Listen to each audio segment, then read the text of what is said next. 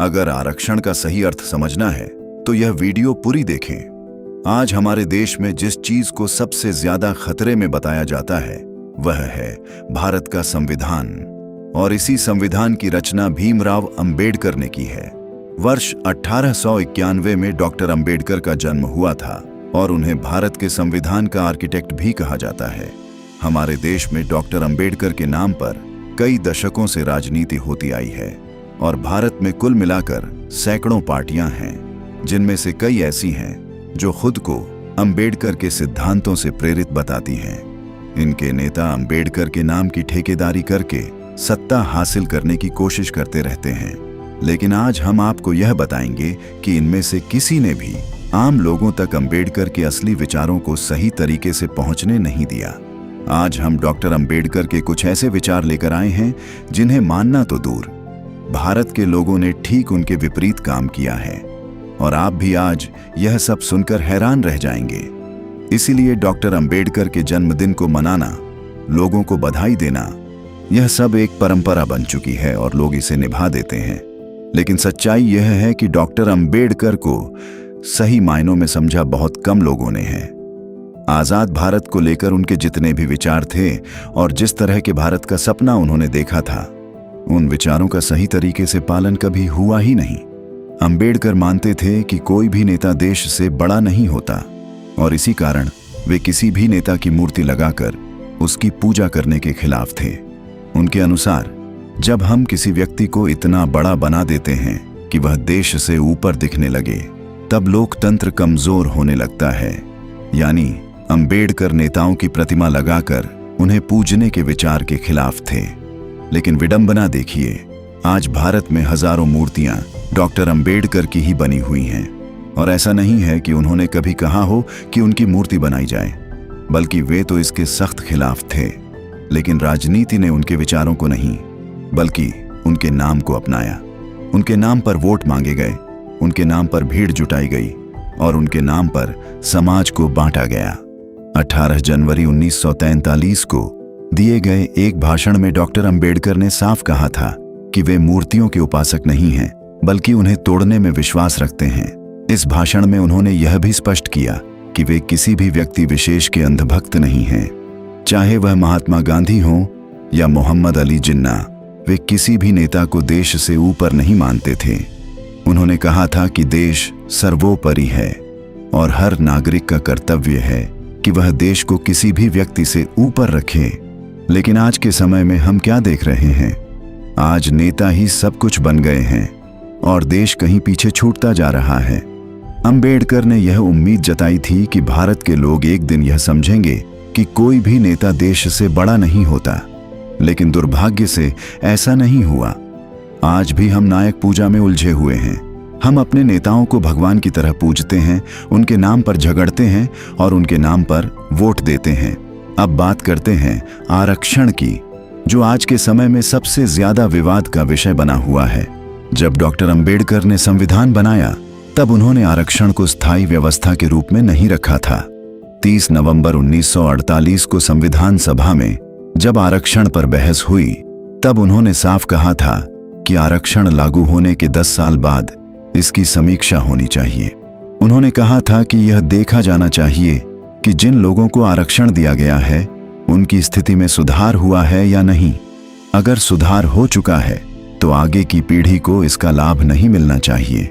अंबेडकर का मानना था कि आरक्षण एक बैसाखी है, सहारा देने के लिए, न कि पूरी जिंदगी उसी पर चलने के लिए। यह एक अवसर है जिससे कोई व्यक्ति अपने पैरों पर खड़ा हो सके। लेकिन अगर वही बैसाखी हमेशा के लिए बना दी जाए तो यह व्यक्ति की क्षमता को भी सीमित कर सकती है। लेकिन हमारे देश में वोट बैंक की राजनीति ने इस विचार को पूरी तरह नजरअंदाज कर दिया। आरक्षण को एक अस्थायी समाधान के बजाय स्थायी व्यवस्था बना दिया गया। आज स्थिति यह है कि कोई भी राजनीतिक पार्टी या नेता इतना साहस नहीं दिखा सकता कि वह आरक्षण की समीक्षा की बात भी करे, क्योंकि उन्हें डर है कि ऐसा करने पर उनका वोट बैंक उनसे दूर हो जाएगा। यहां तक कि जो लोग खुद को अंबेडकर का अनुयायी बताते हैं, वे भी इस मुद्दे पर खुलकर बात नहीं करते, क्योंकि सच्चाई यह है कि राजनीति में सिद्धांत नहीं बल्कि फायदे देखे जाते हैं। डॉक्टर अंबेडकर ने आरक्षण को समाज के कुछ वर्गों को ऊपर उठाने के लिए पेश किया था। उनका उद्देश्य था कि जो लोग वर्षों से वंचित रहे हैं उन्हें बराबरी का मौका मिले। लेकिन आज यह एक राजनीतिक हथियार बन चुका है। अब सवाल यह उठता है कि क्या हम सच में अंबेडकर के विचारों का सम्मान कर रहे हैं या सिर्फ उनके नाम का इस्तेमाल कर रहे हैं? अगर हम वास्तव में उनके विचारों को मानते तो आज हमारा समाज कहीं ज्यादा संतुलित और न्यायपूर्ण होता। लेकिन हमने उनके सिद्धांतों को छोड़कर सिर्फ उनके नाम को पकड़ लिया है और यही सबसे बड़ी समस्या है देश के सामने। लेकिन उनके चेलों ने, उनके शिष्यों ने इसे चुनाव जीतने का एक फॉर्मूला बना लिया। डॉक्टर अंबेडकर ने जिस आरक्षण को समाज सुधार का एक साधन बनाया था उसी को राजनीति ने एक स्थायी हथियार बना दिया। यह वही आरक्षण था जिसे उन्होंने एक सीमित समय के लिए लागू करने की बात कही थी ताकि समाज के कमजोर वर्ग अपने पैरों पर खड़े हो सकें। लेकिन आज वही व्यवस्था एक ऐसी जंजीर बन चुकी है जो न केवल समाज को बांट रही है बल्कि लोगों की सोच को भी सीमित कर रही है। डॉक्टर अंबेडकर भारत बंद और सत्याग्रह जैसे आंदोलनों के भी खिलाफ थे। यह बात बहुत कम लोग जानते हैं क्योंकि आज के समय में हमें यह सिखाया जाता है कि आंदोलन ही लोकतंत्र की ताकत है। लेकिन अंबेडकर का दृष्टिकोण इससे अलग था और कहीं ज्यादा गहरा था। वर्ष 1949 में संविधान सभा में दिए अपने आखिरी भाषण में भीमराव अंबेडकर ने कहा था कि अगर भारत को आगे बढ़ाना है तो उसे प्रजातंत्र में विरोध जताने की उन पुरानी परंपराओं को छोड़ना होगा जिनमें सत्याग्रह और असहयोग जैसे आंदोलन शामिल हैं। उन्होंने स्पष्ट शब्दों में कहा था कि जब एक देश में संविधान हो, लोकतांत्रिक व्यवस्था हो और नागरिकों को अपने अधिकार मिले हुए हों, तब सड़कों पर उतरकर विरोध करना, व्यवस्था को ठप करना, यह सब सही नहीं है। अगर हम इसे सरल भाषा में समझें तो अंबेडकर यह कहना चाहते थे कि जब देश गुलाम था, जब अंग्रेजों का शासन था, तब सत्याग्रह, आंदोलन, धरना, प्रदर्शन यह सब जरूरी था क्योंकि तब जनता के पास अपनी बात कहने का कोई संवैधानिक तरीका नहीं था। लेकिन जब देश आजाद हो गया, जब हमारे पास अपना संविधान आ गया, जब हमारे पास अपने चुने हुए प्रतिनिधि आ गए, तब हमें उसी संविधान के दायरे में रहकर अपनी बात रखनी चाहिए। उन्होंने अपने भाषण में कहा था कि अगर हम लोकतंत्र को केवल नाम का नहीं बल्कि असलियत में मजबूत बनाना चाहते हैं तो हमें अपने सामाजिक और आर्थिक उद्देश्यों की पूर्ति के लिए संवैधानिक तरीकों को अपनाना होगा। उन्होंने यह भी कहा कि सविनय अवज्ञा, असहयोग और सत्याग्रह जैसी परंपराएं जब संवैधानिक रास्ते खुले हों तब अराजकता को जन्म देती हैं और जितनी जल्दी इनका त्याग किया जाए उतना ही देश के लिए अच्छा होगा। अब जरा सोचिए, आज के भारत में क्या हो रहा है। आज भी जब किसी को विरोध करना होता है तो वह सड़क पर उतर आता है। चक्का जाम होता है, रेल रोकी जाती है, सरकारी संपत्ति को नुकसान पहुंचाया जाता है, धरने दिए जाते हैं, भूख हड़ताल की जाती है और कई बार तो आम जनता को भी परेशान किया जाता है। ये वही तरीके हैं जो अंग्रेजों के समय में अपनाए जाते थे। लेकिन फर्क यह है कि तब हम विदेशी ताकत के खिलाफ लड़ रहे थे और आज हम अपने ही बनाए सिस्टम के खिलाफ लड़ रहे हैं। तो क्या यह वही भारत है जिसकी कल्पना अंबेडकर ने की थी? शायद नहीं। अंबेडकर का सपना एक ऐसे भारत का था जहां हर नागरिक अपने अधिकारों के प्रति जागरूक हो लेकिन साथ ही अपने कर्तव्यों का भी पालन करे, जहां विरोध हो लेकिन वह संविधान के दायरे में हो, जहां बदलाव हो लेकिन वह व्यवस्था को तोड़कर नहीं बल्कि उसे सुधार कर हो। इसी तरह अंबेडकर भारत में एक देश, एक कानून की व्यवस्था चाहते थे, यानी कि यूनिफॉर्म सिविल कोड, जिसे हम यूनिफॉर्म सिविल कोड के नाम से जानते हैं। उनका मानना था कि एक आधुनिक लोकतंत्र में सभी नागरिकों के लिए एक समान कानून होना चाहिए, चाहे उनका धर्म कुछ भी हो, क्योंकि जब अलग अलग धर्मों के लिए अलग अलग कानून होते हैं तो वहां समानता की भावना कमजोर हो जाती है। 23 नवंबर 1948 को संविधान सभा में यूनिफॉर्म सिविल कोड पर जोरदार बहस हुई थी। उस समय कई सदस्यों ने इसका विरोध किया था, जिनमें मोहम्मद इस्माइल साहिब, नजीरुद्दीन अहमद और अन्य नेता शामिल थे। यहां तक कि उस समय के कई बड़े नेता भी इसके पक्ष में नहीं थे। लेकिन अंबेडकर इस विचार के समर्थक थे। उन्होंने कहा था कि अगर हमें समाज में समानता लानी है तो हमें धार्मिक अधिकारों को सीमित करना होगा, खासकर वहां जहां वे सामाजिक न्याय में बाधा बनते हैं। उन्होंने यह भी कहा था कि धर्म व्यक्ति का निजी मामला होना चाहिए, न कि कानून का आधार। अंबेडकर ने संविधान में इसके लिए एक प्रावधान भी रखा, जिसे हम आर्टिकल 44 के नाम से जानते हैं। यह निर्देश देता है कि भविष्य में एक समय ऐसा आए जब पूरे देश में एक समान सिविल कानून लागू हो। अब सवाल यह है कि क्या आज तक ऐसा हुआ? नहीं, आज भी यह मुद्दा राजनीति में उलझा हुआ है। कोई भी पार्टी इसे पूरी तरह लागू करने की हिम्मत नहीं दिखाती, क्योंकि उन्हें अपने वोट बैंक की चिंता होती है। लेकिन अगर हम अंबेडकर के नजरिए से देखें तो यह सिर्फ एक कानून का मुद्दा नहीं है, बल्कि यह समानता और न्याय का सवाल है। इसी तरह अंबेडकर ने भारत की जाति व्यवस्था से जुड़ी कुरीतियों का हमेशा विरोध किया। उन्होंने अपने जीवन का बड़ा हिस्सा इसी लड़ाई में बिताया, एक ऐसे समाज के लिए जहां किसी इंसान की पहचान उसकी जाति से नहीं बल्कि उसकी योग्यता से हो। उन्होंने कहा था कि जाति व्यवस्था सिर्फ समाज को बांटती है और यह देश की प्रगति में सबसे बड़ी बाधा है।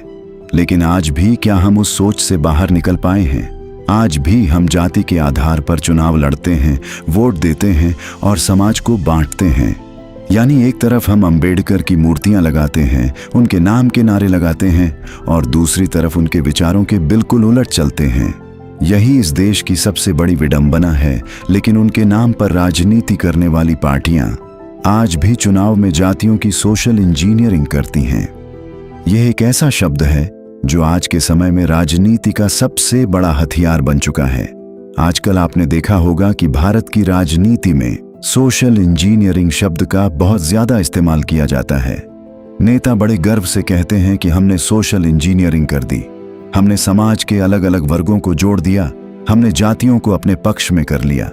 लेकिन अगर गहराई से समझें तो यह जोड़ना नहीं बल्कि तोड़ना है, क्योंकि जब समाज को जातियों में बांटकर वोट मांगे जाते हैं तो असल में समाज एकजुट नहीं होता बल्कि और ज्यादा बिखर जाता है। आज भारत की राजनीति से जाति ऐसे चिपक गई है जैसे यह कभी इस देश को छोड़कर जाने वाली ही नहीं है। हर चुनाव में जाति की बात होती है, हर रैली में जाति का जिक्र होता है, हर रणनीति जाति के हिसाब से बनाई जाती है। और यह सब उस देश में हो रहा है जहां भीमराव अंबेडकर ने अपने पूरे जीवन में जाति व्यवस्था के खिलाफ लड़ाई लड़ी। सोचिए, यह कितनी बड़ी विडंबना है। अंबेडकर को भारत की राजनीति में हमेशा एक औजार की तरह इस्तेमाल किया गया। उनके नाम पर पार्टियां बनी, उनके नाम पर चुनाव लड़े गए, उनके नाम पर सरकारें बनी। दलित उत्थान के नाम पर कई नेता उभरे। उन्होंने बड़े बड़े वादे किए, लोगों को सपने दिखाए, लेकिन जब वे सत्ता में आए तो क्या हुआ? उन्होंने अपने लिए बड़े बड़े बंगले बना लिए, सैकड़ों करोड़ की संपत्ति इकट्ठा कर ली, आलीशान जिंदगी जीने लगे। लेकिन जिनके नाम पर वे सत्ता में आए थे, उनकी स्थिति में कितना बदलाव आया? यह सवाल आज भी खड़ा है। यह सच्चाई कड़वी है, लेकिन सच है। दलित के नाम पर, अंबेडकर के नाम पर जो राजनीति हुई, उसने कुछ लोगों को बहुत अमीर बना दिया, लेकिन समाज को उतना फायदा नहीं पहुंचा जितना पहुंचना चाहिए था। अब एक और दिलचस्प और बहुत महत्वपूर्ण तथ्य जानिए।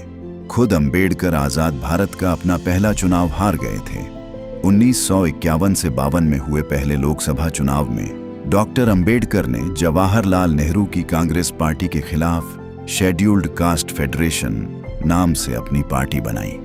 उन्होंने पूरे देश में 35 सीटों पर चुनाव लड़ा, लेकिन नतीजा क्या आया?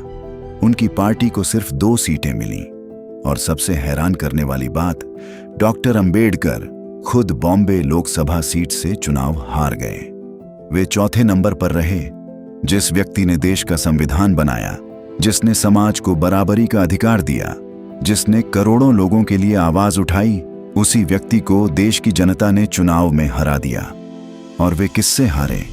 वे एक ऐसे उम्मीदवार से हार गए जो कभी उनके साथ सहायक के रूप में काम कर चुका था। यह सिर्फ एक चुनाव की हार नहीं थी, यह उस समय के समाज की सोच को भी दर्शाती है। इससे एक बहुत गहरी बात समझ में आती है। अंबेडकर का नाम इस्तेमाल करके चुनाव जीता जा सकता है, लेकिन अंबेडकर के सिद्धांतों पर चलकर चुनाव जीतना बहुत मुश्किल है, क्योंकि उनके सिद्धांत सच्चाई पर आधारित थे और सच्चाई हमेशा आसान नहीं होती। अंबेडकर ने अपनी मृत्यु के बाद ना जाने कितने नेताओं की जिंदगी बना दी। उनके नाम पर पार्टियां बनी, लोग सत्ता में आए, करोड़ों वोट मिले, लेकिन जब वे खुद जिंदा थे तब उन्हें वह समर्थन नहीं मिला जिसके वे हकदार थे। क्यों? क्योंकि उनके विचार बहुत सच्चे थे, बहुत सीधे थे, और सच्चाई हमेशा लोगों को तुरंत पसंद नहीं आती। राजनीति अक्सर भावनाओं, भ्रम और वादों पर चलती है, जबकि अंबेडकर की राजनीति सिद्धांतों और सच्चाई पर आधारित थी। इसीलिए वे चुनाव हार गए। डॉक्टर अंबेडकर देश के पहले कानून मंत्री भी थे, लेकिन वर्ष 1951 में जब जवाहरलाल नेहरू ने हिंदू कोड बिल को वापस ले लिया तो अंबेडकर ने मंत्री पद से इस्तीफा दे दिया। अब सवाल उठता है, यह हिंदू कोड बिल क्या था? यह एक ऐसा कानून था जिसके तहत हिंदू समाज में महिलाओं को अधिकार देने की बात की गई थी। इसमें विवाह, संपत्ति के बंटवारे और तलाक जैसे मुद्दों पर महिलाओं को समान अधिकार देने की कोशिश की गई थी। यह एक बहुत बड़ा और क्रांतिकारी कदम था, लेकिन उस समय इस पर काफी विवाद हुआ। बहस यह थी कि अगर देश धर्मनिरपेक्ष है तो यह कानून सिर्फ हिंदुओं पर ही क्यों लागू किया जा रहा है? अन्य धर्मों के लिए ऐसे कानून क्यों नहीं लाए जा रहे? यह मुद्दा चुनाव के समय उठा और राजनीति इसमें आ गई। नेहरू ने यह सोचकर इस बिल को टाल दिया कि इससे चुनाव में नुकसान हो सकता है, और यही बात अंबेडकर को स्वीकार नहीं थी। उनके लिए सिद्धांत ज्यादा महत्वपूर्ण थे, राजनीति नहीं। इसीलिए उन्होंने कानून मंत्री के पद से इस्तीफा दे दिया। यह एक ऐसा उदाहरण है जो दिखाता है कि अंबेडकर अपने सिद्धांतों के लिए किसी भी पद को छोड़ सकते थे। अब एक और दिलचस्प तुलना देखिए। नेहरू ने खुद प्रधानमंत्री रहते हुए खुद को भारत रत्न से सम्मानित किया। इंदिरा गांधी को भी प्रधानमंत्री रहते हुए भारत रत्न मिला। राजीव गांधी को उनकी मृत्यु के 2 साल बाद भारत रत्न दे दिया गया, लेकिन अंबेडकर को उन्हें उनकी मृत्यु के 34 साल बाद भारत रत्न मिला। सोचिए, जिस व्यक्ति ने इस देश का संविधान बनाया उसे इतने वर्षों तक यह सम्मान नहीं दिया गया। इसी तरह सुभाष चंद्र बोस और सरदार वल्लभ भाई पटेल को भी भारत रत्न बहुत बाद में मिला। इससे यह साफ समझ में आता है कि इस देश में सम्मान भी कई बार राजनीति के हिसाब से दिए जाते हैं। आज हम आपसे सिर्फ यही कहना चाहते हैं, डॉक्टर अंबेडकर को असली श्रद्धांजलि यही होगी कि हम उनके विचारों को समझें, उनके सिद्धांतों को अपनाएं। सिर्फ उनकी मूर्ति लगाने से, उनके नाम के नारे लगाने से या उनके जन्मदिन पर पोस्ट डालने से कुछ नहीं होगा। अगर हम उनके विचारों के विपरीत काम करते हैं तो यह उनका सम्मान नहीं बल्कि उनका अपमान है, और आज यही हो रहा है। जो लोग खुद को उनका अनुयायी बताते हैं वही उनके विचारों के खिलाफ काम कर रहे हैं। जो पार्टियां उनके नाम पर राजनीति करती हैं वही उनके सिद्धांतों को नजरअंदाज करती हैं, और यही इस देश की सबसे बड़ी सच्चाई है। आज मैं बस इतना ही कहना चाहूंगा, बाकी आगे वीडियो में। दोस्तों, आज की वीडियो में बस इतना ही। इस चैनल पर मैं सिर्फ बाबा साहेब के जीवन से जुड़ी छोटी बड़ी सभी जानकारी लेकर आता रहता हूँ। यदि आप बाबा साहेब को पसंद करते हो और इनके बारे में और अधिक जानना चाहते हो तो हमारे अंबेडकर साहब जी यूट्यूब चैनल को सब्सक्राइब कर लें। वीडियो को पूरा देखने के लिए धन्यवाद। आपका दिन शुभ हो।